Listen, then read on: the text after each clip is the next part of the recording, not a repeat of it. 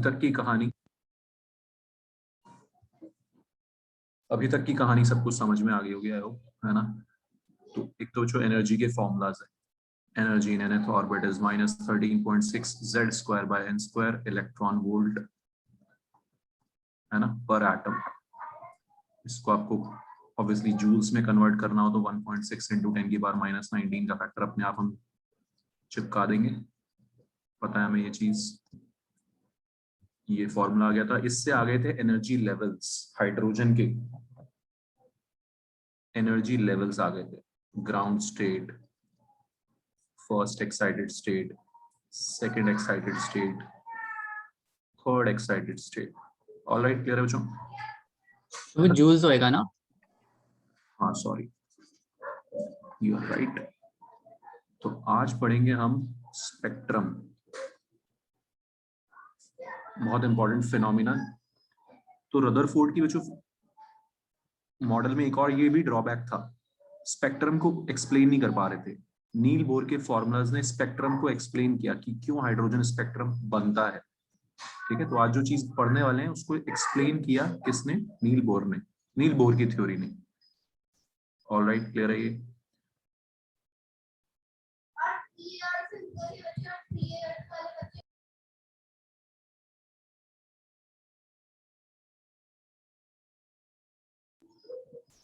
तो अब स्टोरी सुना बच्चों ध्यान से। एक हाइड्रोजन एटम सैंपल है, ठीक है, हाइड्रोजन एटम सैंपल है। उस पे हमने बहुत सारी रेडिएशंस पास कराई, डिफरेंट फ्रीक्वेंसीज की, डिफरेंट वेवलेंथ की, बहुत सारी रेडिएशंस हमने फेंक के मारी। ठीक है, तो आपको पता है बच्चों कि कुछ रेडिएशंस एब्जॉर्ब हो जाएंगी। क्यों एब्जॉर्ब हो जाएंगी? क्योंकि इलेक्ट्रॉन्स एक्साइट हो जाएगा, औकात से बाहर चला जाएगा। फर्स्ट लेवल पे होते हैं नॉर्मली ग्राउंड स्टेट पे, तो कितनी एनर्जी होती है? -13.6। फर्स्ट एक्साइट स्टेट पे जाने के लिए कितनी एनर्जी चाहिए? 10 पॉइंट इलेक्ट्रॉन वोल्ट चाहिए।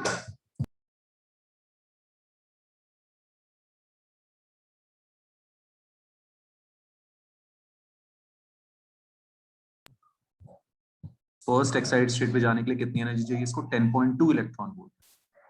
समझ आती है सबको ये डिफरेंस? ठीक है, अगर सेकेंड एक्साइटेड स्टेट में जाना है इलेक्ट्रॉन को तो कितनी एनर्जी चाहिए? इसका डिफरेंस, फर्स्ट और थर्ड का डिफरेंस। कोई आपसे पूछे कि भाई सेकेंड एक्साइटेड स्टेट में जाने के लिए कितनी एनर्जी चाहिए, हम फर्स्ट लेवल निकालेंगे, सेकेंड एक्साइटेड स्टेट यानी कि थर्ड लेवल निकालेंगे, उन दोनों का डिफरेंस कर देंगे। समझ में आ रहा है सबको? ठीक, दैट यस सर। रिक्वायर्ड।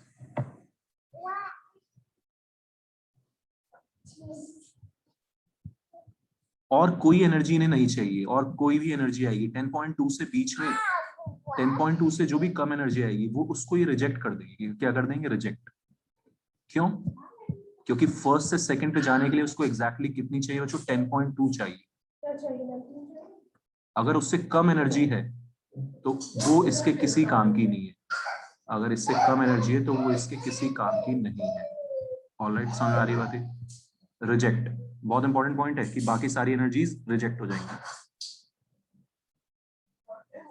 ठीक, तो जब हमने रेडिएशंस पास कराई उसमें से सिर्फ कुछ एब्जॉर्ब की हाइड्रोजन ने। नखरे हैं इसके, बहुत नखरे वाला है ना, एटीट्यूड है बहुत ज्यादा है हाइड्रोजन एटम के इलेक्ट्रॉन्स में। कुछ उसने एब्जॉर्ब की, बाकी रिजेक्ट हो गई। समझ आ रही सबको स्टोरी बच्चों? ठीक, तो और रिजेक्ट वो ही जिनमें इनफ हाँ, एनर्जी नहीं थी। एनफ नहीं थी, या एक जितनी चाहिए उतनी नहीं थी। 10.2 से अगर तेरे को ज्यादा एनर्जी दूं मैं, 10.3 दूं इसको, तो भी ये किसी काम की नहीं है इसके। यार पूरा फोटोन एब्जॉर्ब करना है, ऐसा नहीं कि फोटोन को आधा खाया आधा फेंक दिया, ऐसा कोई चक्कर ही नहीं है। पूरा फोटोन एब्जॉर्ब करना पड़ेगा। अगर मैंने इसको 10.3 इलेक्ट्रॉन वोल्ट एनर्जी दी तो 10.3 से इसकी एनर्जी कितनी हो रही है? -3.3 हो रही है। और 3.3 नाम यस सर। है ही नहीं यहाँ पे। समझ में आ रही बात बच्चों? बहुत ध्यान से इस चीज को दिमाग में डाल लो। ठीक है ऋषभ, ओके सर। समझ में आ गया सबको ये पॉइंट? युवराज, हरसिमरत, गोविंद, किसी को बच्चों को डाउट? ठीक, तो ये है फंडा। एग्जैक्टली वही एनर्जी चाहिए, ना उससे कम ना उससे ज्यादा। ऑलराइट, इतने नखरे रहेंगे। तो बाकी सारी कुछ कुछ ही जो है वो एब्जॉर्ब हुई, बाकी सब जो है रिजेक्ट हो गई। तो जो पीछे स्पेक्ट्रम बना, स्पेक्ट्रम जानते हो आप, रेडिएशंस के इंक्रीजिंग ऑर्डर को क्या बोलते हैं, स्पेक्ट्रम। तो सारी फ्रीक्वेंसीज जो हमें मिली यहाँ पे, उनमें से कुछ फ्रीक्वेंसीज मिसिंग थी, सम फ्रीक्वेंसीज वर मिसिंग। समझ आ रहा है सबको ये, ठीक। तो इसको बोलते हैं बच्चों एब्जॉर्प्शन स्पेक्ट्रम। क्या बोलते हैं, एब्जॉर्प्शन स्पेक्ट्रम। एब्जॉर्ब होने के बाद, एब्जॉर्ब करने के बाद जो स्पेक्ट्रम बनता है उसको बोलते हैं absorption spectrum. It is a discontinuous spectrum. Discontinuous क्यों, क्योंकि कुछ फ्रीक्वेंसीज गायब हैं, एब्जॉर्ब हो गई हैं, वो यहां पर नहीं दिख रही है आपको बीच में। समझ आ रहा है, ये सब चीजें बच्चों ऑब्जर्व की गई हैं एक्सपेरिमेंटली। जब हाइड्रोजन एटम सैंपल से पास किया रेडिएशंस को, तो पीछे जो स्पेक्ट्रम बना वो डिसकंटिन्यूअस बना। इन सब चीजों को कोई इससे पहले वाले मॉडल्स या थ्योरीज एक्सप्लेन नहीं कर पा रहे थे, इसलिए नील बोर की काफी रिस्पेक्ट है, इज्जत है मार्केट में। समझ में आ रही बात सबको, उसने एक्सप्लेन किया spectrum, very important. This is called absorption spectrum. ये सिर्फ नॉलेज के लिए, क्वेश्चंस किस पे होंगे अगला आने वाला है। यहाँ तक किसी को कोई डाउट? अनन्या, अनायरा, समझ आ गया सबको? नव्या, सर ये कोई स्पेसिफिक रेडिएशंस थे या फिर कोई रैंडम रेडिएशंस थे? ये हम फाइंड भी कर सकते हैं ना। देख सीधे 10.2 इलेक्ट्रॉन वोल्ट, पहला एनर्जी डिफरेंस कितना है 10.2, निकाल सकता है तो तेजी में 1240 अपॉन 10.2, है ना। फिर वो सारे फॉर्मुलेज आते हैं, E is equal to H C by, है ना, 1240 बाय लैम्डा इन नैनोमीटर। तो अगर मैं यहाँ पे डेल्टा ई रख दूंगा, change in energy 10.2 electron volt, exactly ये वेवलेंथ आ जाएगी जो मिसिंग है यहाँ पे। ये है एक तरीका इसको निकालने का। समझ में आ रही बात बच्चों? अब बताओ मुझे, यस सर। क्लियर है? Yes sir. वाली वेवलेंथ मिसिंग होगी। फिर दूसरा एनर्जी गैप देख ले 1 से 3 के बीच में, 1 से 4 के बीच में, क्योंकि सब सारे जो हाइड्रोजन एटम सैंपल होगा यार, वो कहाँ पे होगा, ग्राउंड स्टेट। सारे के सारे पहले औकात पे बैठे थे अपनी, फिर उछल उछल के बाहर आ गए, ठीक। या तो 1 से 2 पे जाएंगे, या 1 से 3 पे जाएंगे, या 1 से 4 पे जाएंगे। क्लियर है बच्चों, दिमाग में पिक्चर एकदम ठीक है? तो this is absorption spectrum. Insert सारे ग्राउंड स्टेट से ही जाते हैं, फिर फर्स्ट एक्साइटेड स्टेट से कोई नहीं, सेकंड एक्साइटेड ग्राउंड से स्टेट पे ही भी जाता जाएगा, है? ग्राउंड से ही जाएगा। जो हाइड्रोजन एटम सैंपल होगा, है ना, उसमें सारे इलेक्ट्रॉन्स कहाँ पे होंगे ऋषित? औकात पे होंगे, ग्राउंड स्टेट पे। वहीं पे स्टेबल होते हैं ना। अभी ऊपर जाने के बाद वापस नीचे आएंगे, अभी वापस औकात पे आएंगे, अभी देखना आप, है ना। तो ज्यादा देर औकात से बाहर नहीं रहते लोग, फटाफट से अपनी औकात पे वापस आ जाएंगे। तो they are more stable, they are happy at ground state. समझ में आ रही बात?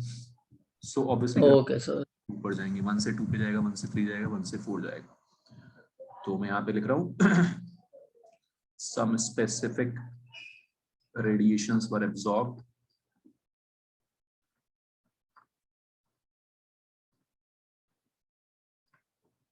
by hydrogen atom sample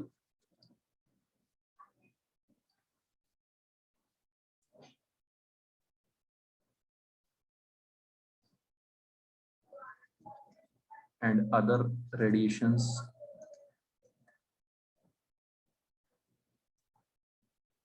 were recovered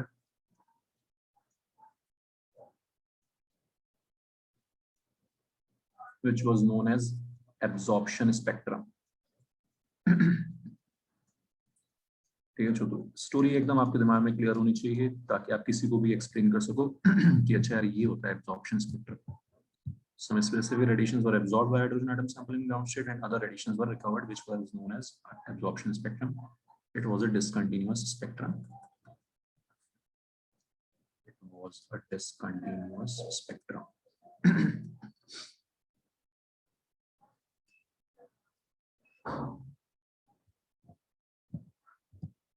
अब जो सबसे इंपॉर्टेंट चीज है यहाँ पे, जिसपे सारे क्वेश्चंस आएंगे, दैट इज हाइड्रोजन स्पेक्ट्रम या एमिशन स्पेक्ट्रम।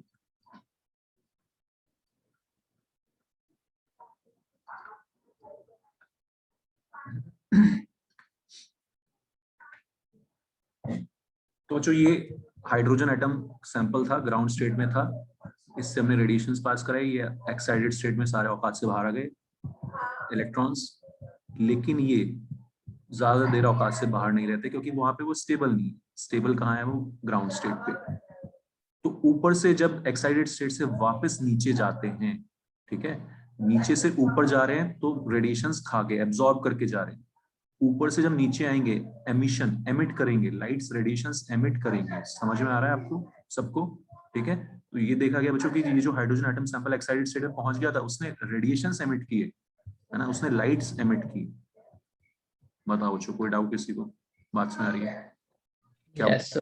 एमिशन स्पेक्ट्रम, ठीक है। तो जो सारे के सारे औकात से बाहर आ गए थे इलेक्ट्रॉन्स, एक्साइटेड स्टेट में पहुंच गए थे, अब वो वापस अपनी औकात पे जाएंगे, ग्राउंड स्टेट पे जाएंगे और ऊपर से नीचे आएंगे तो लाइट एमिट करेंगे। लाइट क्या करेंगे? एमिट करेंगे। और यहाँ पे बहुत सारे लाइट्स हमें मिली, डिफरेंट रेडिएशंस हमें मिली, जिसको हमने कलेक्टिवली बोला hydrogen spectrum. Alright, when excited, yeah, electrons from excited state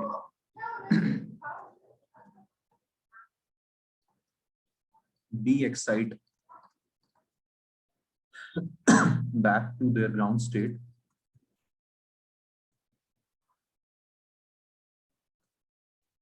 they emit radiations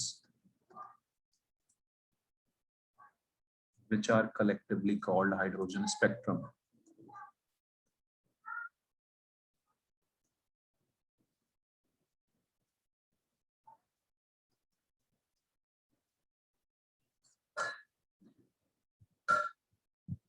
ठीक है, तो बच्चों ये है हाइड्रोजन स्पेक्ट्रम। इसके लिए एक फॉर्मूला दे दिया हमने, रिडबर्ग ने, रिडबर्ग एक साइंटिस्ट का नाम है, रिडबर्ग ने एक फॉर्मूला दे दिया कि कौन कौन सी वेवलेंथ्स मिलेंगी। और बहुत आसान है, आप देखोगे उस फॉर्मूले को तो आपको समझ में भी आ जाएगा, चमक भी जाएगा कि यार ये वो वहीं से आया है ना, कहाँ से आया है, वही आपका पुरानी चीज, एनर्जी गैप, है ना। करने को आप वैसे भी कर सकते हो, समझ आ रही है आपको बात सबको? करने को आप वैसे भी कर सकते हो कि मान लिया मैंने बोला कि 3 से 1 पे आ रहा है इलेक्ट्रॉन, 3 से 1 पे आ रहा है, कितनी रेडिएशन एमिट करेगा? सीधे एनर्जी गैप निकालोगे, 1240 बाय दिस करोगे, ठीक है। तो जब आप 12th में जाओगे, मॉडर्न फिजिक्स में पढ़ोगे सब चीजें, तो वहां पे आप बहुत स्मार्टली करोगे। लेकिन अभी आपको है ना स्कूल में ये रिडबर्ग का फॉर्मूला चिपकाना है, विच इज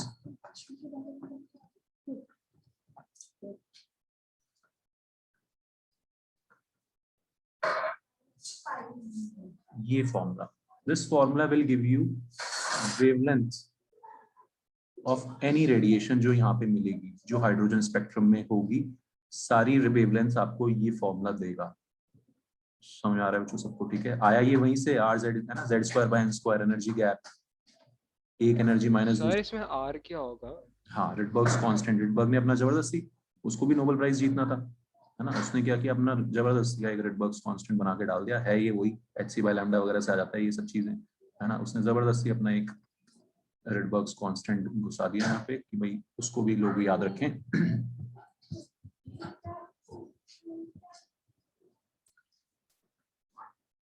बताओ बच्चों, समझ में आ रहा है सबको? कोई दिक्कत परेशानी? No sir, no.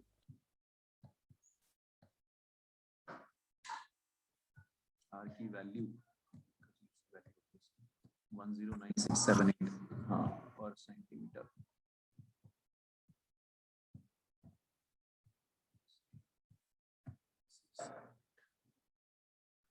वन 109678 पर सेंटीमीटर। ये वैल्यू आप रखोगे आर की यहाँ पे, तो लैम्डा सेंटीमीटर में आएगा। किस में आएगा? सेंटीमीटर। समझ में आ रही बात सबको? ठीक है, ऑलराइट। Yes, sir.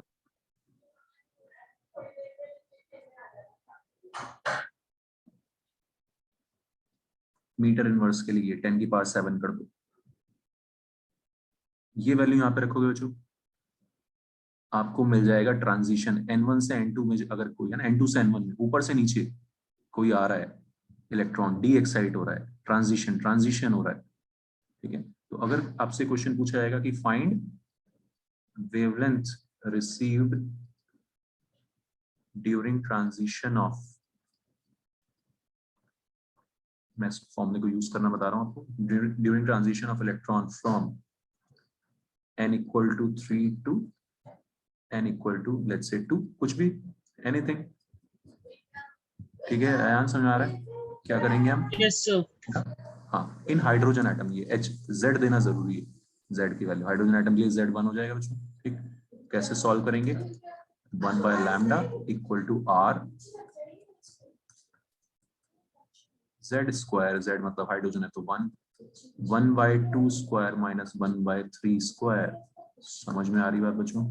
ठीक, तो N2 से N1 पे ट्रांजिशन अगर हो रहा हो हायर लेवल से लोअर एनर्जी लेवल पे, तो 1/N2 minus 1/N1 minus 1/N2। आपको पता ही है यार कि बड़े वाली है ना, जो 1 छोटे वाली वैल्यू विल भी बड़े वाली वैल्यू, तो लैम्डा जो वेवलेंथ आएगा वो हमेशा कैसा आएगा बच्चों? पॉजिटिव आएगा।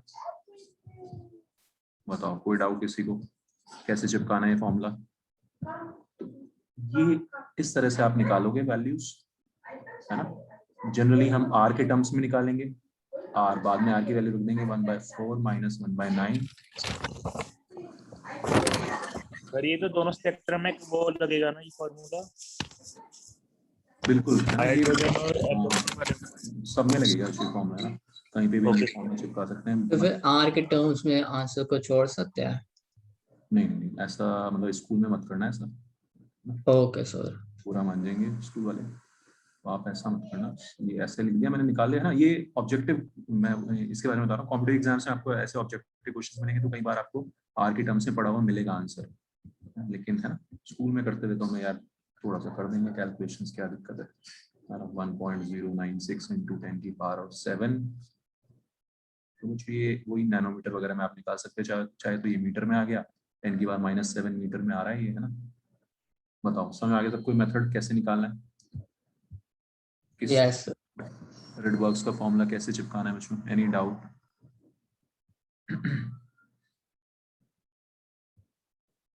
ठीक है, जो लोग भी हैं, आदित्य, अर्नव, समझ आ रहा है? ठीक है, Devyani, any doubt? Garg, any doubt? सब लोग कर पाओगे, है ना। क्वेश्चंस ऐसे इस पे बहुत ज्यादा आएंगे क्वेश्चंस। तो दिस इज बच्चों हाइड्रोजन स्पेक्ट्रम, एमिशन स्पेक्ट्रम। तो आप लोग गूगल पे सर्च भी कर सकते हो। बहुत लाइट एमिट करता है, रेडिएशंस एमिट करता है। जब हम हाइड्रोजन को के थ्रू रेडिएशंस पास करा देते हैं, उसके बाद उसको रखते हैं, तो फटाफट से, है ना, जैसे ही इलेक्ट्रॉन एक्साइट होते हैं with in fraction of seconds वो वापस अपनी औकात पे आते हैं, और वापस आते हैं तो वो लाइट्स एमिट करते हैं। ऊपर जाते हुए एनर्जी एब्जॉर्ब करके गए थे, वापस आते हैं नीचे तो लाइट एमिट करते हुए नीचे आते हैं। बहुत सुंदर सी रेडिएशंस मिलती हैं। इसको एक्सप्लेन किया था हमारे नील बोर के फॉर्मूलाज ने। उसने बताया था कि भाई ये बहुत सारे एनर्जी लेवल्स हैं हाइड्रोजन में, इसकी वजह से ऐसा हो रहा है, बहुत सारे एनर्जी लेवल्स होने की वजह से ऐसा हो रहा है। ठीक है बच्चों, समझ आ गई यहाँ तक की बात, स्टोरी? ओके, यहाँ पे जो रेडिएशंस हैं उनको कुछ नाम दे दिए गए, Lyman series, बामर series, Paschen series. Very simple, बहुत सिंपल सी चीजें हैं। साइंटिस्ट लोगों के नाम है, सबको नोबेल प्राइज जीतना था, सबने कुछ ना कुछ नोबेल प्राइज जीतने का जुगाड़ लगाया।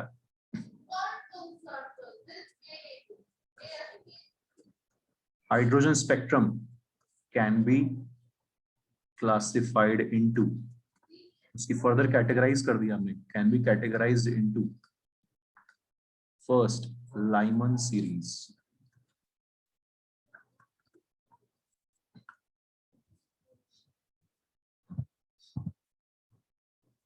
जब बच्चों इलेक्ट्रॉन वापस औकात पे आते हैं, है ना, 1 से 5 पे पहुंच गए, मान लिया 1 से कहां पहुंच गया? 5 पे। ठीक, नीचे आते हुए बहुत डिफरेंट रेडिएशंस मिलती है। क्यों मिलती है, ऐसा क्यों होता है? ध्यान से सुनना मेरी बात। हर इलेक्ट्रॉन का अपना अपना मन है ना। किसी का कोई, है ना, कोई ज्यादा दिलेर आदमी, वो 5 से 1 पे कूद जाता है डायरेक्ट, 5 से 1 पे कूद जाता है। एनर्जी गैप अलग आएगा, रेडिएशन अलग मिलेगी। समझ में आ रही मेरी बात सबको? ठीक, कोई इलेक्ट्रॉन इतना हिम्मत नहीं कर पाता बेचारा, वो एक एक कूदी मारते रहता है, 5 से 4, 4 से 3, 3 से 2, 2 से 1। सब में अलग अलग रेडिएशंस मिलेंगी बच्चों, सब में अलग अलग रेडिएशंस मिलेंगी। क्यों मिलेंगी अलग अलग रेडिएशंस? दिमाग में डाल लो अच्छे से। एनर्जी गैप हर बार अलग अलग है, एनर्जी गैप हर बार अलग अलग है या नहीं है? बताओ मेरे को। तो उसका सम भी डिफरेंट रहेगा क्या? सम किसका ऋषित?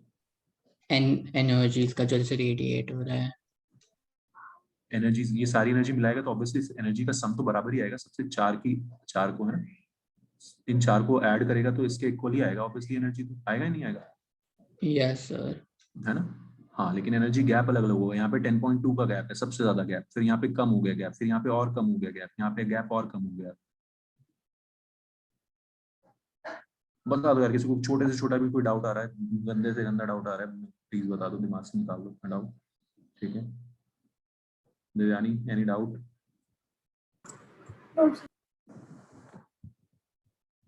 नम्रता क्लियर है? नव्या, श्रेया, ऋषुल, बड़े दिन बाद आया ऋषुल, समझ आ रहा है ये? Yes sir. ठीक है तो यार इसको बोलते हैं हाइड्रोजन स्पेक्ट्रम। वापस जब आते हैं तो अलग अलग स्टाइल से आते हैं, कोई एक एक कूदी मारते हुए आ रहा है, कोई अलग ही स्टाइल से आएगा, कोई 5 से 4, 5 से 3 आया, 3 से 1 आया, अपने अपने अपनी मर्जी से। तो बहुत सारी बच्चों सारी पॉसिबिलिटीज मिल जाती हैं, क्या मिल जाती है? सारी पॉसिबिलिटीज। उनमें से लाइमन सीरीज बोलते हैं, ध्यान से सुनना, लाइमन सीरीज सारी उन लाइंस को बोलते हैं जिनमें सीधे लास्ट पे कूद रहे हैं। कहाँ पे कूद रहे हैं? 1 पे कूद रहे हैं। जिन पे मंजिल ग्राउंड स्टेट है, उन सारी लाइंस को कलेक्टिवली बोला गया लाइमन सीरीज। याद रहेगा। तो इनमें बच्चों N1 1 फॉर लाइमन सीरीज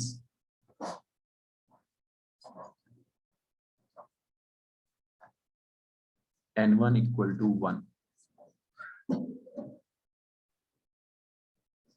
कहां से कूदेंगे? 1 पे, ऑब्वियसली ऊपर से कूदेंगे तो N2 की वैल्यू 2 3 4 5 6 अप टू इंफिनिटी कुछ भी हो सकती है। समझ में आ रहा है? 2 से कूदे, 3 से कूदे, 4 से कूदे, 5 से कूदे, 6 से कूदे, 7 से कूदे। N2 की वैल्यू यहाँ पे 2 से लेके इनफाइनाइट तक कुछ भी हो सकती है। बताओ मेरे को, एनी डाउट बच्चों? तो this is very important. Sir इस केस में नीचे कूद रहे क्या ऊपर कूद रहे? अच्छा देख, एमिट, बस एक चीज दिमाग में डाल ले, एमिट जब एनर्जी रिलीज करेंगे तब क्या करेंगे तू बता मेरे को? सर नीचे जाएंगे वैसे। हाँ ऊपर से नीचे आएंगे ना, औकात पे आएंगे तो एनर्जी रिलीज करेंगे। ठीक है, औकात से बाहर जाएंगे तो एनर्जी एब्जॉर्ब करनी होगी। ठीक है, तो इतनी सी बात है, ऊपर से नीचे आते वक्त एनर्जी रिलीज करते हैं। Alright, okay sir. तो लाइमन सीरीज वाली सारी वेवलेंथ्स का फॉर्मूला हो जाएगा बच्चों 1 बाय लैम्डा आर, अगर हाइड्रोजन है तो Z1 हो गया, आपको पता ही है, 1 bye N1 square minus 1 by N2 square. N1 यहाँ पे फिक्स है, N2 की वैल्यू कुछ भी हो सकती है, 2 3 4 ऐसे। समझ आ रहा है? ठीक, कोई डाउट? No sir.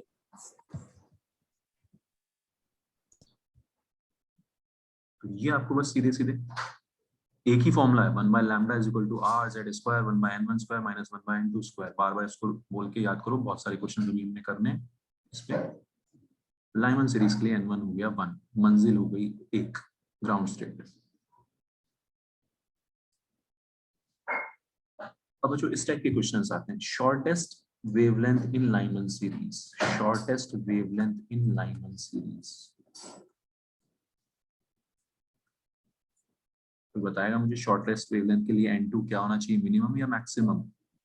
सर 2 होना चाहिए छोटे से वेवलेंथ के लिए। ना, मैक्सिमम होना चाहिए, इनफाइनाइट होना चाहिए, है ना। क्यों? क्योंकि 1 बाय लैम्डा लिखा हुआ है उधर, क्या लिखा हुआ है उधर? 1 बाय लैम्डा, है ना।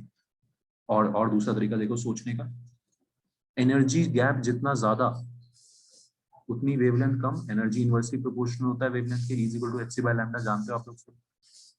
होता है नहीं होता? ठीक, तो energy is inversely proportional to wavelength.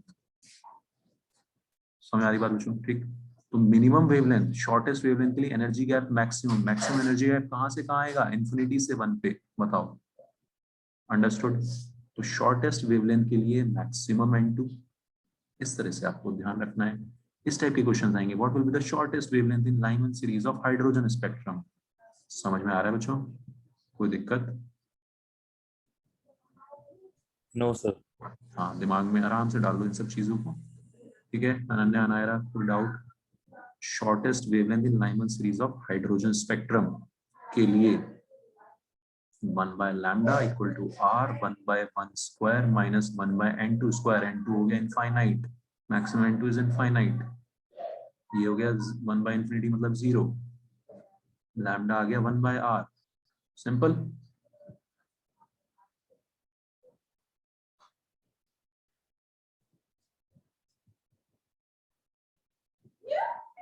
Lambda 1/r क्यों आया? देख लिया, ये 1 by infinity 0 हो गया, खुद का calculations okay equal to r है ना ऋषभ, लैम्डा 1 by r आ गया। Okay, maximum wavelength in Lyman series, maximum wavelength मतलब मिनिमम n2, गॉट इट, बात क्लियर है सबको? वेवलेंथ सबसे ज्यादा कब होगी? जब एनर्जी गैप मैक्सिमम होगा, ठीक है बच्चों, बस मिनिमम n2, ये हर एक में होगा, हर एक सीरीज में होगा, लाइमन, बामर, पास्टन, बहुत सारी सीरीज आने वाली है, कुछ नहीं है यार, 1 पे कूद रहे हैं तो लाइमन सीरीज है, 2 पे कूदेंगे तो बामर सीरीज है, बिग डील। बताओ जो समझ में आ रहा है कैसे निकाल रहे हैं ये वैल्यूज हम?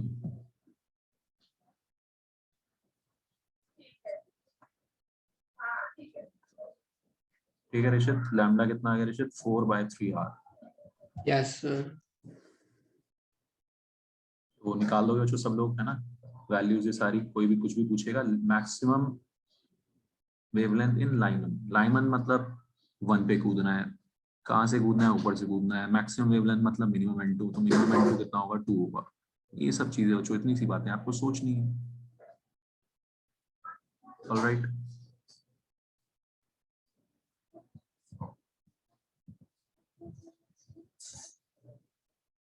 Second, बामर, Lyman बामर,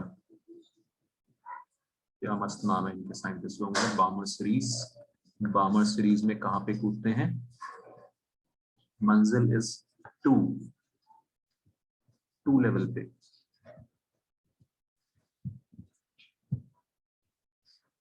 clear everyone, any doubt?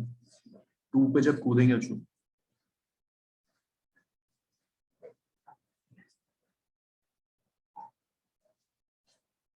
कहाँ से कूदेंगे? 3 से 4 से, ऊपर से ही कूदेंगे हमेशा, तभी तो एनर्जी रिलीज हो गई है ना भाई, वो तो आपको समझ में आएगी बात। 3 4 5 6 7 8 9 अप टू इनफाइनाइट। n2 की वैल्यूज बामर सीरीज के लिए 3 4 5 6, so simple, up to infinite. ऐसे है ना, जितना आप इसको चीज को समझ के एंजॉय करके याद रखोगे उतना इजी लगेगा, और जितना आप इसको रटने की कोशिश करोगे उतना आपको ये, है ना, आपकी जिंदगी बर्बाद कर देगा फिर साइंस, है ना, जितना आप समझ के करोगे उतना आपको इजी लगेगी साइंस। Clear everyone? तो फॉर्मूला क्या हो गया बच्चों लाइमन सीरीज की वेवलेंथ का? 1 bye lambda equal to R, Z square आप लगा सकते हो, हाइड्रोजन के लिए Z1 हो गया, 1 bye n1 square, n1 is 2 this time, minus 1 by n2 square, n2 की वैल्यू ये रही। तो अब जल्दी से निकालो सब लोग मैक्सिमम वेवलेंथ और minimum wavelength in बामर series, find out.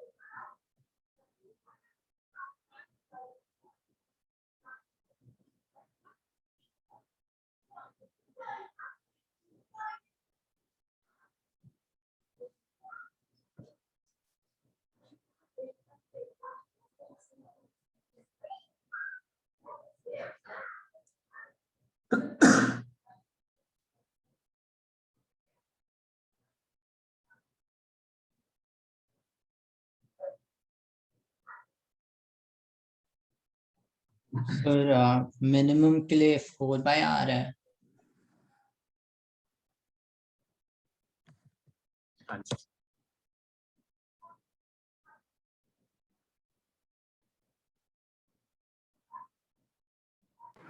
Sir, our maximum 36/5R.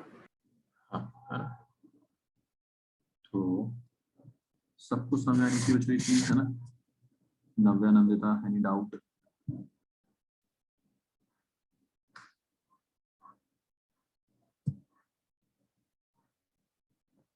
समझ के अभी ना कोई छोटे छोटे डाउट हुआ क्लास?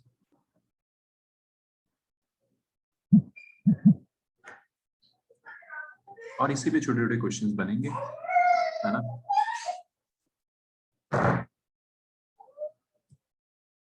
मिनिमम वेवलेंथ के लिए n2 मैक्सिमम, मतलब इनफाइनाइट।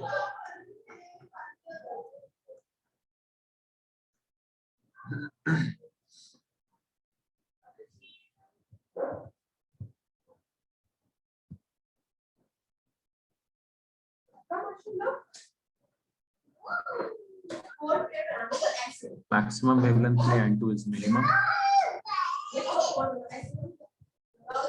मिनिमम के लिए वैल्यू हो जाएगी N2 की 3।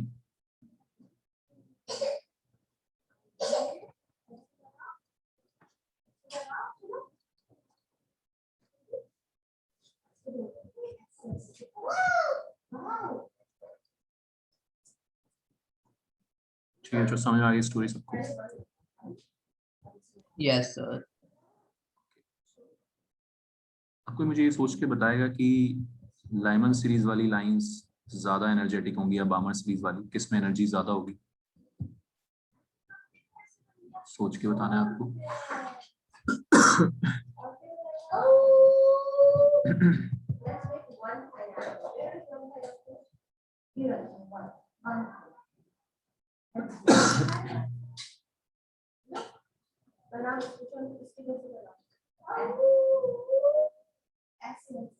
The bombers.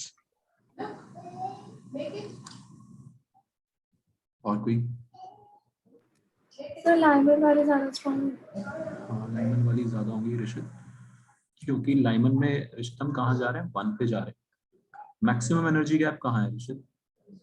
N1 and N2 के बीच में। हाँ, तो उसको इंक्लूड कर रहे हैं हम लाइनिंग में। सबसे बड़ा गैप कहाँ पे बच्चों? यहीं पे तो है। Okay, sir. ठीक है, बामर में हम कहाँ पे कूद रहे हैं? 2 पे कूद रहे हैं। 2 का मतलब -3.4 इलेक्ट्रॉन वोल्ट। कहाँ से कूद रहे हैं? -1.5 से। समझ आ रही बात बच्चों? बहुत सिंपल सी चीज है। तो ऑब्वियसली इतना बड़ा गैप है लाइमन सीरीज में, 10.2 वाला एनर्जी गैप आ रहा है सब में। Minimum energy gap Lyman series में 10.2 है और वो बढ़ता जा रहा है, और मैक्सिमम कितना होगा? 0 से 13.6 होगा। बताओ बच्चों, समझ आ रहा है सबको? कोई दिक्कत परेशानी? बामर में सबसे छोटा एनर्जी गैप सिर्फ इतना है।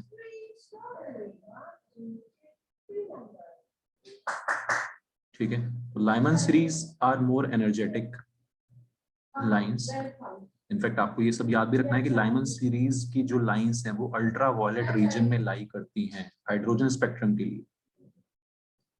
Lyman series of hydrogen spectrum lie in ultraviolet region। सीधा सीधा direct question, theoretical. बामर series of hydrogen spectrum lie in visible spectrum, है ना? विबग्योर। विजिबल रीजन क्या होता है बच्चों? विबग्योर, है ना? उस दिन हमने देखा था स्पेक्ट्रम सबसे पहले, है ना? याद होगा आपको, अल्ट्रावायलेट, उससे ज्यादा क्या होता है? तो एक्स रेज, गामा रेज, खतरनाक वाली रेज, जिनसे हमें दूर रहना चाहिए। ठीक है, और अल्ट्रावायलेट से नीचे फिर विजिबल, और विजिबल से नीचे इंफ्रारेड।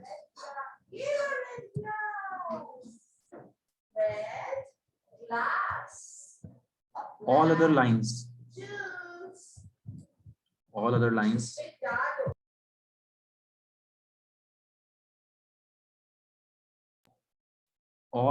lines लाइमन बामर के बाद जो भी आएंगी, all other series past chain bracket, all other series of Hydrogen line infrared region। किस रीजन में लाए करते हैं? इंफ्रारेड रीजन में। ठीक है, जो समझ में आ रही चीज? चलो क्वेश्चंस देखते हैं फिर कुछ अभी। तो हम लोग को और सीरीज याद नहीं करने हैं। नहीं हाँ करने एक साथ। हाँ सही बोल रहा है, एक और लिखा देते हैं फिर हम। सर मैं डिस्कनेक्ट हो गई, तो आपने जो लास्ट में 3 लाइंस लिखी हो दोबारा दिखाना। अच्छा, ये ले आगे दिख रहा है?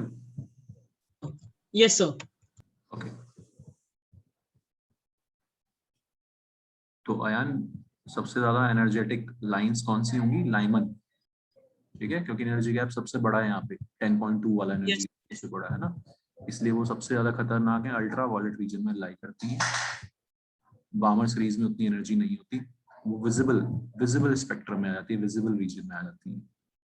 समझ में आ रही बात? ठीक सर और कोई?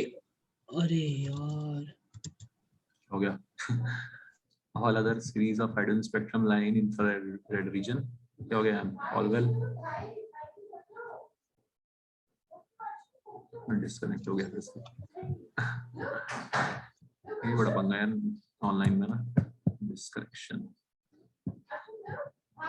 ठीक है, इतना समझ आ गया सबको? All other series of hydrogen spectrum line infrared reason. Lyman बामर, third is पाश्चन series. कहाँ कूदेंगे? 3 पे कूदेंगे, बिग डील है ना। फॉर्मूले में n1 कितना हो जाएगा? 3 हो जाएगा।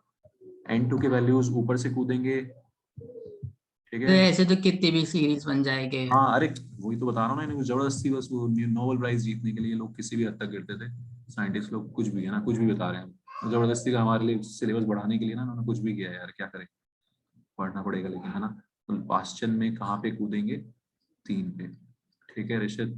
तो हमें वैसे ही जैसे इन्होंने मजे लिए हमारे, हमें भी ऐसे ही मजे लेने, समझ के, है ना। एक एक चीज देख ली बस, बाकी सब तो वही यार, लाइमन बामर पाश्चन सब कूद का। अब कहाँ कूदना है? 3 पे कूदना है, ठीक है। ऐसे मजे में पढ़ना है अपने को, ठीक है। कहाँ से कूदना है? ऊपर से कूदना है, 4 5 6 अप टू इन्फिनिटी। समझ आ रहा है? फॉर्मूला क्या बन जाएगा ऋषित? मस्त, 1 by lambda r z square 1 by n1 square minus 1 by n2 square। बताओ बच्चों, समझ आ रहा है? कोई दिक्कत?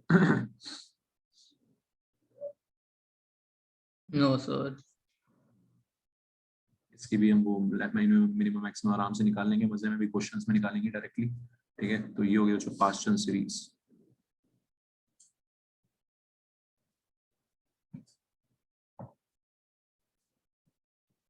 Lyman बामर Paschen bracket and so on, ठीक है।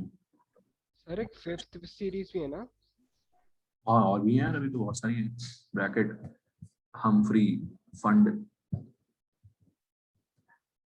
कई बार तो मैं भी कंफ्यूज होता हूँ, मैं भी भूल जाता हूँ किसको क्या बोल देते हैं, ऐसा है। ठीक है, अब थोड़ा सा देखो आप लोग इसको,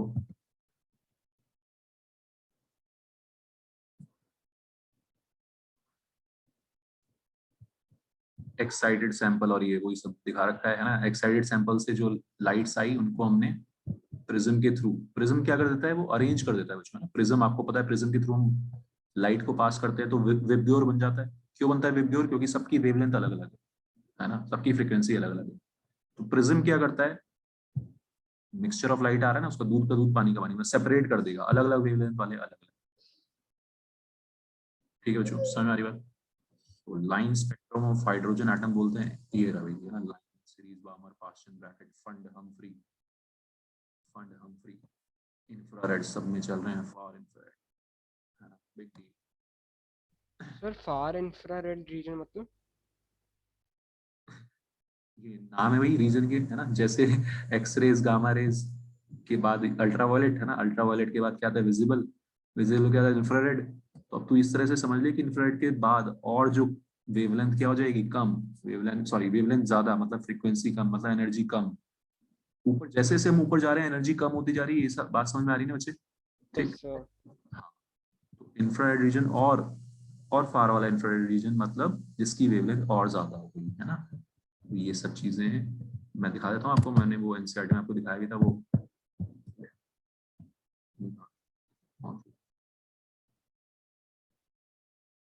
NCERT में देखा था वो स्पेक्ट्रम बना हुआ था, ये तो आगे आगे।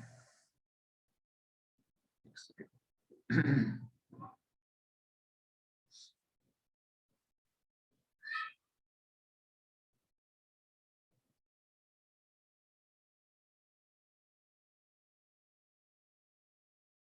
ठीक है, तो लाइमन बामर पाश्चन सबको समझ आ गया अच्छे से कि होती क्या है।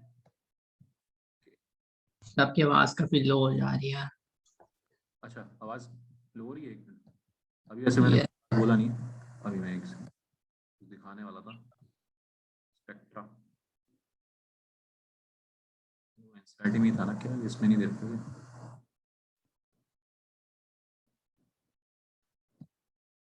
एनसीईआरटी में था, ठीक है, उसको बाद में देखेंगे। एनसीईआरटी में कुछ क्वेश्चंस करते हैं अब इस पे, ठीक है। सब कुछ समझ आ गया बच्चों? आप लोग इजीली निकाल सकते हो इसके वैल्यूज, एनर्जी सब।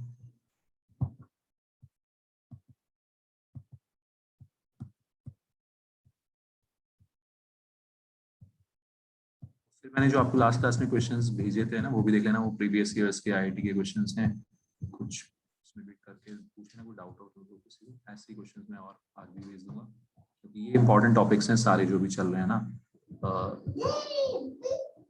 Spectrum and all.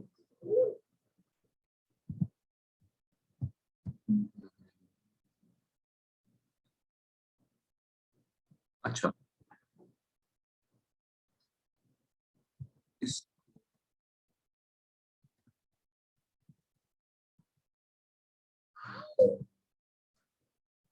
ये कर सकते हो आप लोग। अच्छा, एच अल्फा, अल्फा मतलब होता है फर्स्ट लाइन, है ना, अल्फा बीटा गामा, सबसे छोटे वाली लाइन, बामर सीरीज की सबसे छोटे वाली लाइन, सबसे पहली लाइन को बोलते हैं अल्फा, है ना, इनके नाम भी दिए हुए हैं, अल्फा बीटा गामा।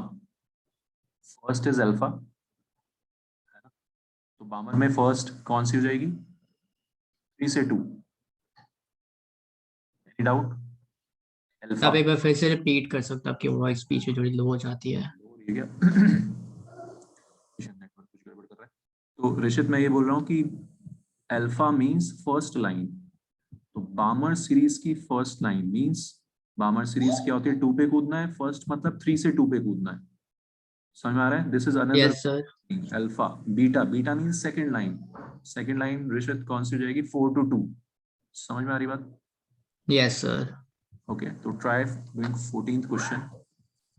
बेस्ट तरीका होता है बच्चों इसमें करने का कि रेशियो ले लो, एक की वैल्यू दे रखी है, दूसरे की निकालनी है, आप रेशियो से करो, करो एक बार ट्राई, फिर मैं बताता हूँ।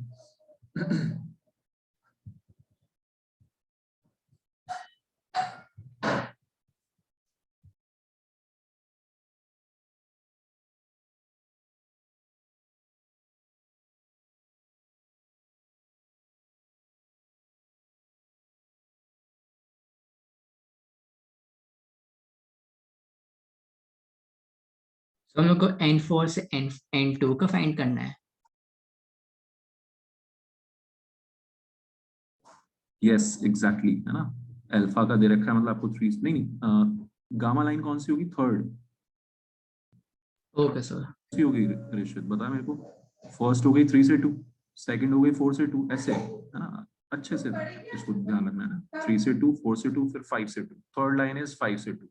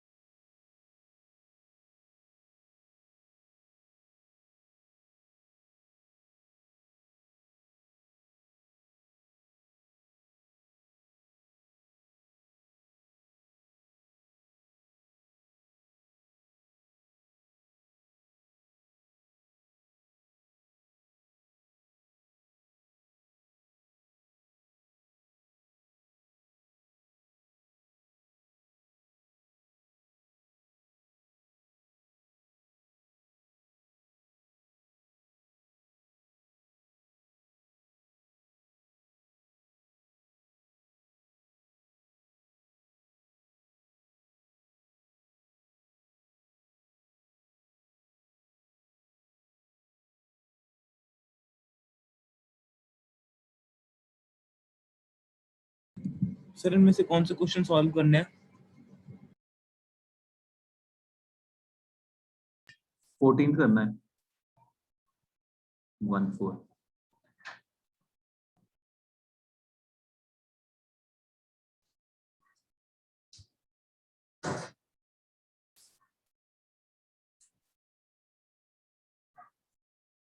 तो सर जैसे 5 to 2 पे जंप करेगा तो n1 2 होगा और n2 5 हो गया ना? हो चाहिए ना, तो सर मेरा एक मिनट, मुझे आ नहीं रहा, एक मिनट आप करा दोगे? क्या नहीं आ रहा? अच्छा, ये मुझे क्वेश्चन, सॉल्व नहीं हो पा रहा। हाँ ओके, 500 एंगस्ट्रॉम दे रखी है एक की वैल्यू।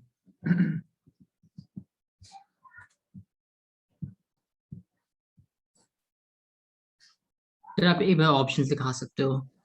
हाँ, इसके-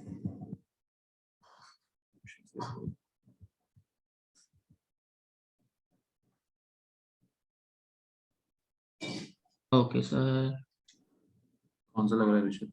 सेकंड लग रहा है। चेक करते हैं एक बार। पहले मेरे को बच्चों ये बताओ, सबको समझ में आ रही है बात? एच अल्फा लाइन मतलब समझ में आ गया सबको? फर्स्ट लाइन, बामर की फर्स्ट लाइन मतलब एक लास्ट बार ही दिखा दो सर प्लीज सर, 1 सेकंड के लिए। अच्छा।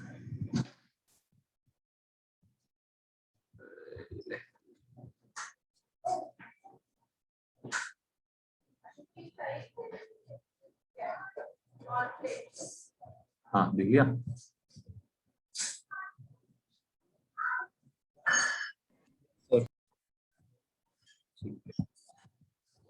सबको समझ आ रही बात? अल्फा लाइन मतलब फर्स्ट लाइन है ना, alpha is first line of any series है ना। एच अल्फा लाइमन के लिए बोलेंगे, लाइमन के लिए बोलेंगे तो मतलब कौन सी? 2 से 1। बामर के लिए बोलेंगे तो कौन सी? 3 से 2। पास्चन के लिए बोलेंगे फर्स्ट लाइन अल्फा लाइन तो 4 से 3। समझ में आ रही है बात बच्चों? First line of any series is alpha, beta is second line, gamma is third line. ऐसे भी नाम यूज कर लेते हैं कई बार, ऐसे ही जबरदस्ती स्टाइल मारने के लिए। 2 से 3 मतलब 3 से 2 सॉरी, अल्फा। तो 1 by lambda is equal to r 1 by 2 square minus 1 by 3 square. All right. ये वैल्यू आपको दे रखी है, कितनी दे रखी है? 6500 एंगस्ट्रॉम। तो बस मैंने लिखा यहाँ पे 1 by 6500 angstrom is equal to r 1 by 4 minus 1 by 9 से आ जाएगा 5 by 36। तो दिक्कत बच्चों, फर्स्ट इक्वेशन वेवलेंथ निकालनी है हमें किसकी? गामा यानी थर्ड लाइन की। तो 3 से 2 फर्स्ट लाइन, 4 से 2 सेकंड लाइन बीटा लाइन, 5 से 2 थर्ड लाइन यानी कि गामा। कोई दिक्कत इसमें? समझ आ रहा है सबको?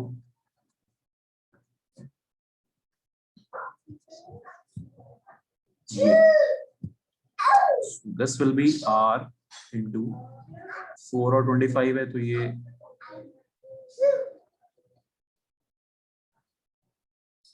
ठीक। Any doubt? बेस्ट वे होता है बच्चों इसको करने का, आपको एक वैल्यू दे रखी दूसरी निकालनी है, आप 2 इक्वेशन बनाओ, उनको डिवाइड कर दो, है ना, उनको दोनों को क्या कर दो? डिवाइड कर दो। Alright, this upon this.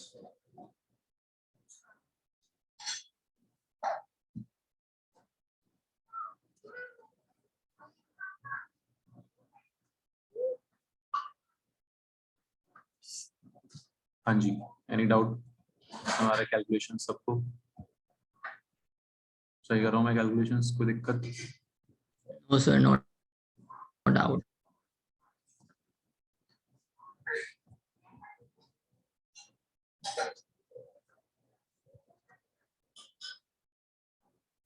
Alright बच्चों, तो हमें ये जो वैल्यू निकालनी है lambda is equal to 6500 into this, इस तरह से क्वेश्चंस करने होते हैं यार।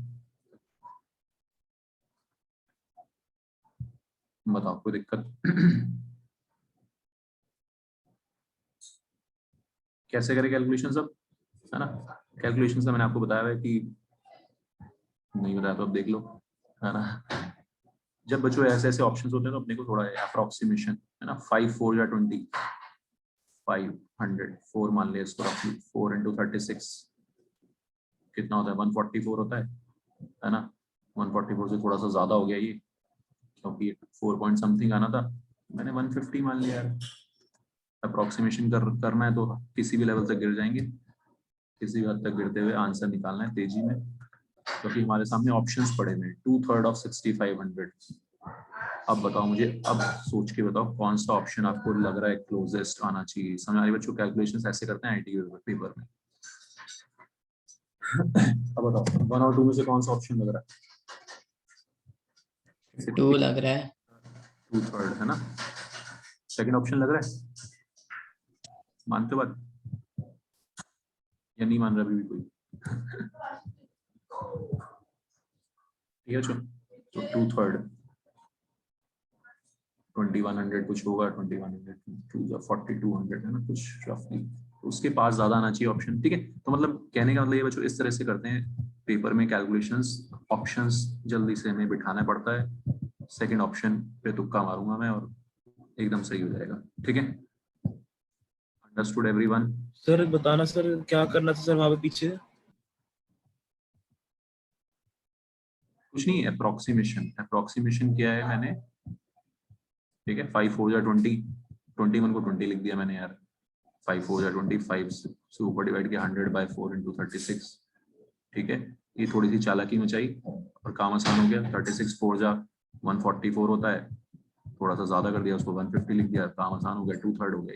क्या बन गया? 2/3। तो कुछ नहीं किया, ऐसा कुछ अलग सी चीज नहीं की है, बस कैलकुलेशन को थोड़ा सा जल्दी जल्दी किया है। सर मतलब ऐसे हर क्वेश्चन में करना है, मतलब हर क्वेश्चन के लिए अलग होता है? हाँ बेटा, कोई सेट तरीका नहीं होता कैलकुलेशंस करने का, कोई सेट रूल नहीं होता। कैलकुलेशंस तो देखिए यार प्रैक्टिस से ही आएंगी। आप ये बताओ, आपको कॉन्सेप्ट समझ आ गया? अल्फा लाइन का मतलब क्या है, बीटा लाइन का मतलब क्या है, लाइमन लाइन का मतलब क्या है, बामर लाइन का मतलब क्या है, ठीक है। ये आप, सर मेरा 5 बजे एक दूसरा सेशन है सर, मैं जा सकता हाँ हूँ? हाँ, तेरा रोज होता है ये सेशन डेली? नहीं सर, बस लास्ट है आज। ठीक है, okay, go. Okay sir, bye sir.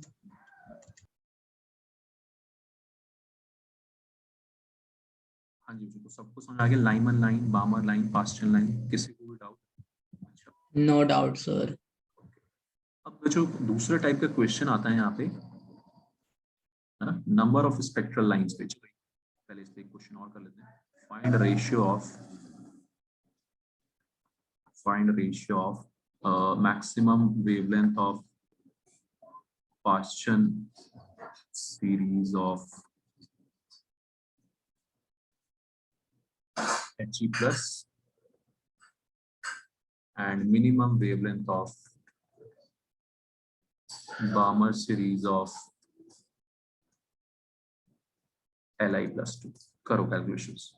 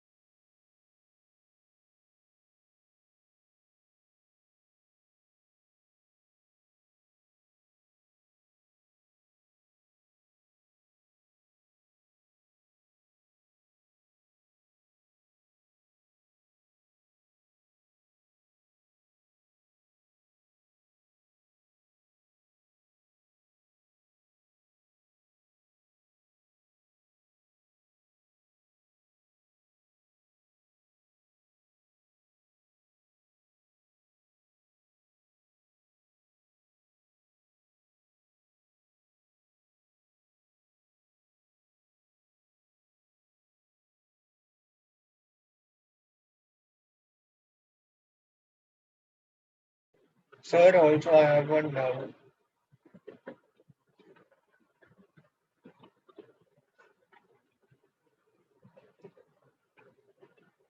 Sir, Doubt है बेटा? yes, sir. Sir, I have some doubts about the last chapter. कुछ questions हैं. So, can I send them to you or what? हाँ हाँ यार, मैं तो डाउट क्लास रख भी रहा हूँ ना, वीकली रख रहा हूँ। लास्ट मंडे भी थी, अब संडे रखेंगे वापस से, ठीक है। Okay, sir. देखो मेरे को, और मैं कहीं कहीं हूँ तो ऐसे ही बता देता हूँ, कोई पूछता है तो, ठीक है। आप ठीक है. Okay, sir. कर दो मेरे को, मैं कुछ ऐसा छोटा सा कुछ चीज होगी तो मैं ऐसे ही बता दूंगा आपको, प्लीज खुद ही, ठीक है। नहीं तो ठीक है, फिर sir. क्लास में डिस्कस करेंगे। Alright, Okay, sir. Okay. बच्चों कोई भी है ना, डाउट के लिए बिल्कुल भी हेसिटेट नहीं करना है, ठीक है।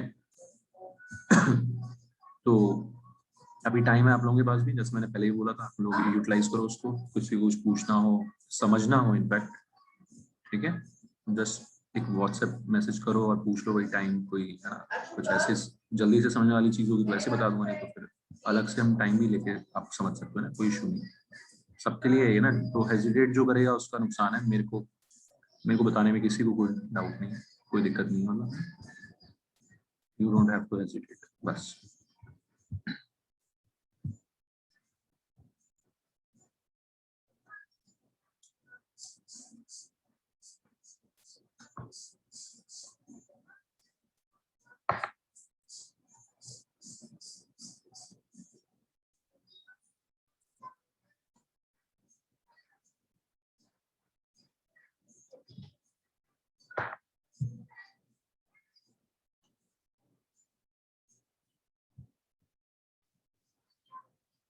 केमिस्ट्री में जो स्पेशली ये थोड़े ना जो टफ टॉपिक्स हैं स्टार्टिंग में, फर्स्ट और सेकंड चैप्टर, फिर थर्ड चैप्टर से थोड़ा सा चीजें इजी हो जाती हैं, है ना।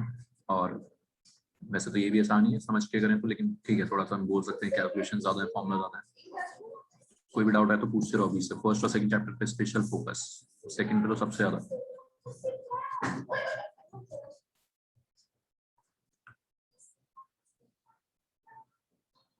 हाँ जी, इसमें किसी को कोई डाउट बता दो मेरे को। पास्चन मतलब थर्ड वाली लाइन बामर पास्चन है ना, ऑर्डर याद कर लो, ठीक है बच्चों।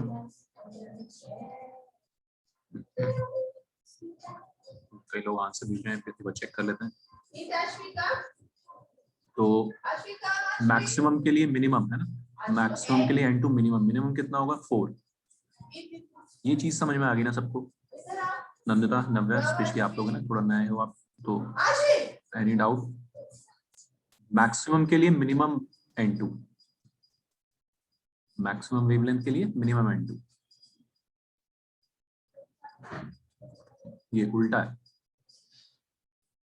और पास्चन में 3 पे कूदना है, ऊपर से कूदना है, तो मिनिमम ऊपर कितना होगा 4, बस ये याद रखना है।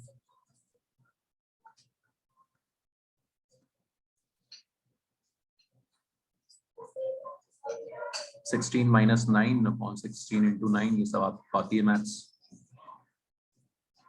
into 4 भी होएगा ना?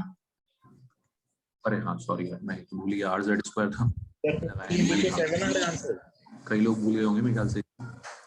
RZ² याद है सबको? HE में Z होगा 2, तो RZ²।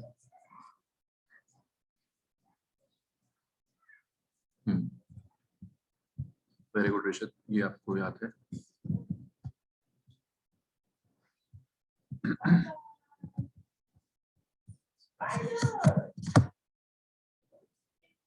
तो ये कितना आ गया 38 है ना, 38 है ना, 38/7 36 30 24, अच्छा सॉरी 36/7 आर। वेरी गुड, ठीक है बच्चों, ये आ गई maximum wavelength of Paschen series of He+, कोई भूला तो नहीं ना, He+ है तो RZ² 4। सेकंड नेक्स्ट क्या है, minimum wavelength of Balmer series of Li+2। Lyman Balmer में कहां पे कूदते हैं 2 पे। मिनिमम के लिए मैक्सिमम मैक्सिमम n2 मैक्सिमम कितना होता है इनफाइनाइट।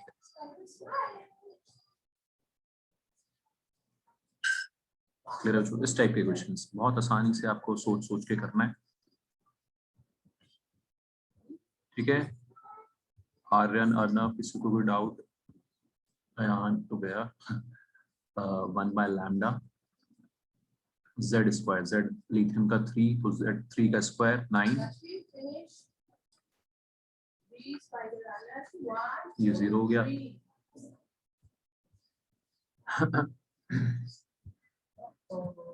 ऑलराइट बच्चों, तो ये आ गया 4/, है ना, 4/9 आ रही है ना ऋषित, ठीक है। कैलकुलेशंस इनका रेशियो निकालना है अपन को।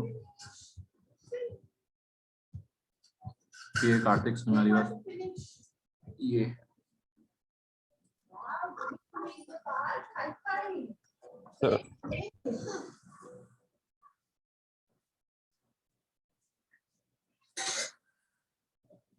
सर 81:7 आएगा। हाँ ठीक है,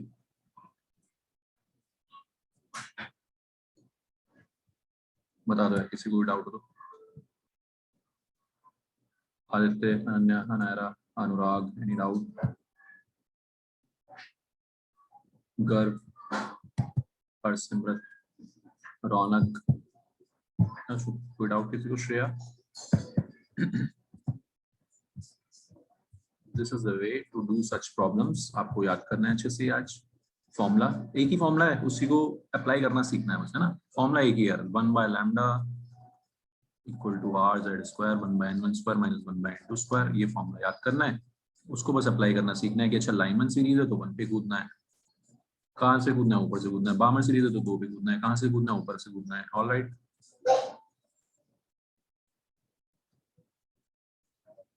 एक बहुत मजेदार और इजी से क्वेश्चन आते हैं जो नंबर ऑफ स्पेक्ट्रल लाइंस के। रेडिएशंस कितनी बनेंगी, कितनी टाइप ऑफ रेडिएशंस मिलेंगी हमें, ठीक है। तो मान लिया 4 से 1 पे आ रहे हैं, 4 से 1 का ट्रांजिशन है। समझ के देखना एक बार इसको, फिर आपको इजीली समझ याद हो जाएगा। 4 से 1 पे बेस्ट तरीका होता है बच्चों उसका करने का, हम सारी लाइंस कैलकुलेट कर लेते हैं। लाइनमन कितनी है, बामर कितनी है। 4 से 1 पे जब मैं आऊंगा तो लाइनमन कितनी होंगी यार? 4 से 1, 3 से 1, 2 से 1 पे ही कूदते ना लाइनमन में। बताओ बच्चों, समझ में आ रहा है? कितनी लाइनमन लाइंस हो गई? 3 लाइनमन लाइन। बताओ, एनी डाउट?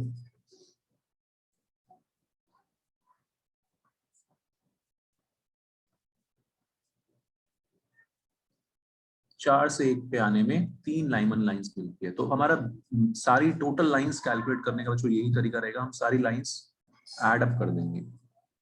समझ आ रही बात? तो this is the basic way of doing it. Balmer कितनी होंगी? 4 से 3 लाइमन लाइंस क्यों है वो? एक बार में जंप नहीं कर लेगा इलेक्ट्रॉन। एक इलेक्ट्रॉन होगा, है ना। मैंने तेरे को स्टार्टिंग में बताया कि जब बहुत सारे इलेक्ट्रॉन होंगे तो सारी पॉसिबिलिटीज कवर हो जाएंगी। क्या हो जाएंगी, है ना। 1 मोल हाइड्रोजन एटम्स होंगे, किसी के इलेक्ट्रॉन का दिमाग अलग है, कोई इलेक्ट्रॉन का दिमाग अलग है, मैंने बताया ना स्टार्टिंग में, ठीक है। तो जब एक बहुत बड़ा सैंपल होता है हमें सारी पॉसिबिलिटीज कवर हो जाती है। बता मेरे को, समझ आ रहा है ऋषित? Yes sir. तो हमें क्वेश्चन इसी तरह से आएगा कि ठीक है, पूरा एक सैंपल है, उसमें कितनी different number of spectral lines बन सकती हैं। गॉट इट बच्चों, समझ आ गई बात? अब ठीक है, तो अलग अलग कोई इलेक्ट्रॉन कैसे कूद रहा है, कोई इलेक्ट्रॉन कैसे कूद रहा है, उससे हमें टेंशन नहीं है। हमें तो सारी लाइंस गिननी है, सारी पॉसिबिलिटीज कवर करनी है। बामर कितनी आएंगी? 2, 4 से 2, 3 से 2। बताओ, समझ आ रहा है? कोई दिक्कत?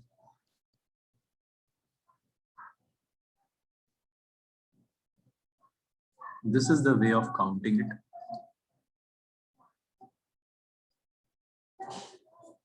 पास्चन कितनी आएंगी? 1, 4 से 3, और कोई लाइन होगी ही नहीं।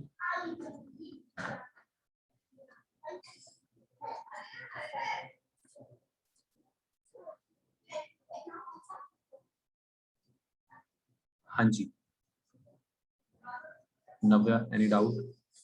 नंदिता, इजी है तो, है ना। सारी लाइंस गिननी है हमें, काउंट करनी है। इजी सा तरीका है, इसका सीधा सीधा फॉर्मूला आ जाएगा, बट आप ऐसे ही याद रख सकते हो। 5 से 1 पे आएंगे जब, तो 5 - 1 4 लाइमन लाइंस होंगी। 5 - 2 3 बामर होंगी। 5 - 3 2 पास्चन होगी, और 5 - 4 1 ब्रैकेट होगी।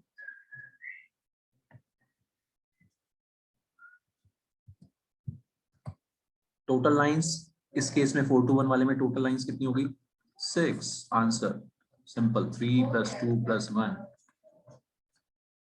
बताओ, कोई डाउट?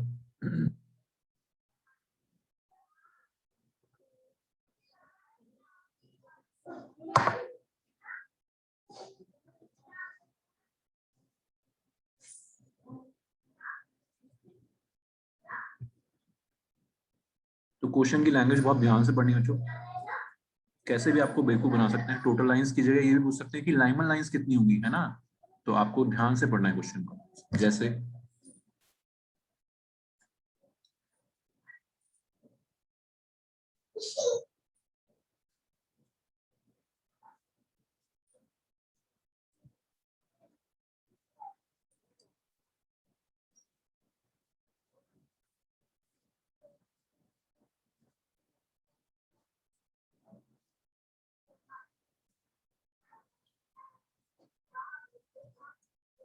चलो लास्ट क्वेश्चन आज का, फिर हम नेक्स्ट क्लास में इसी से स्टार्ट करेंगे। फाइंड नंबर ऑफ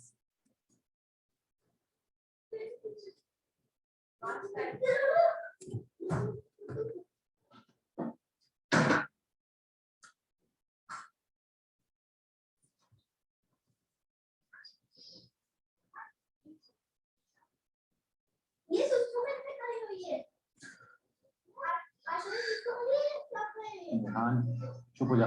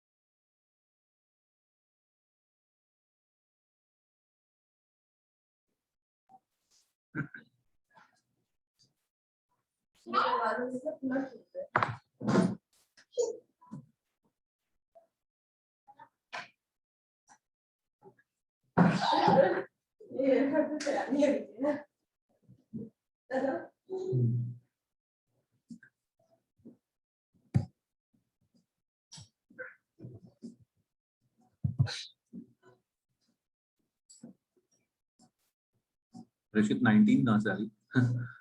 नहीं सर, वो 10 लिखना था, वो 0 की जगह 9 टाइप। अच्छा अच्छा, 10 भी गलत है यार।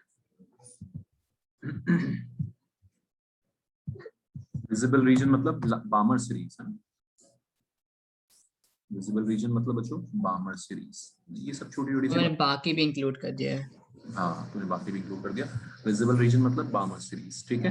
तो ये छोटे छोटे से क्वेश्चंस होते हैं, कॉम्पिटिटिव एग्जाम्स में ऐसे क्वेश्चंस आते हैं बहुत आसान आसान से। सबसे पहली मिस्टेक कई लोगों ने की भी है, फिफ्थ एक्साइटेड स्टेट मतलब 6th लेवल से आना है ना। ये गलती नहीं करनी है। फिफ्थ एक्साइटेड स्टेट मतलब 6th लेवल, सबसे कॉमन मिस्टेक जो होगी बच्चों। बाद में सोचोगे अरे यार ये क्या छोटी सी गलती कर दी। समझ आ रहा है सबको? ठीक है। कई लोगों ने की है मेरे ख्याल से गलती 6 से 1। ठीक बच्चों, सबसे पहली बात तो ये 6 - 1 लाइमन लाइंस, 6 - 2 बामर, ऐसे निकालते हैं। 6 - 3, 6 - 4, 6 - 5 Lyman Balmer Paschen Brackett.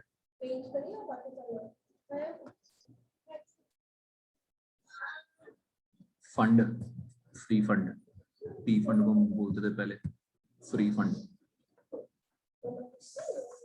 Fund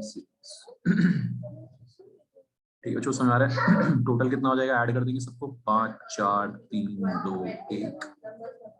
तो फर्स्ट पार्ट का आंसर हो जाएगा कितना? सम ऑफ दिस